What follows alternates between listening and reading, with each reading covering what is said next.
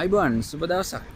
ඉතින් අද උදේ පාන්දර මට හිතුණා චුටි දෙයක් ඔයාලට කියන්න ඕනේ කියලා. ඒ තමයි අද මම මේ ඉන්නේ සුන්දර වටපිටාවක් තියෙන මින්නේරිය වැව ළඟ. ඉතින් අද උදේ පාන්දරම මමත් ගොඩ කාලයකට පස්සේ මින්නේරිය වැවට බැහැලා මේ සීතල වතුර පොදේ පහස චුට්ටක් විඳගත්තා. ඉතින් මගේ වම් පැත්තෙන් තියෙන්නේ ගොඩ දෙනෙක් විශ්වාස කරන ගොඩාක් බල සම්පන්න මින්නේරිය දේවාලය. ඉතින් අද සෙන්සුරාදා දවසේ ගොඩක් අය ඇවිල්ලා තිනවා තමන්ගේ වාරහාර ඔප්පු කරලා සිතුම් පැතුම් ඉෂ්ට කරලා දෙවියෝ බැහැ දැකලා යන්න.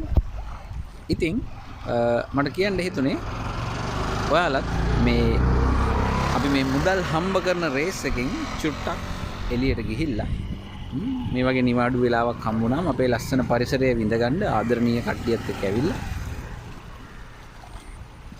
තමන්ගේ නිදහස් වෙලාව ගත කරන්න. ඉතින් මොකද අපේ මේ මනසට මේ ශරීරයට නිදහස කියන එක අත්‍යවශ්‍යයි. රිලැක්ස් වෙන්න ඕනේ.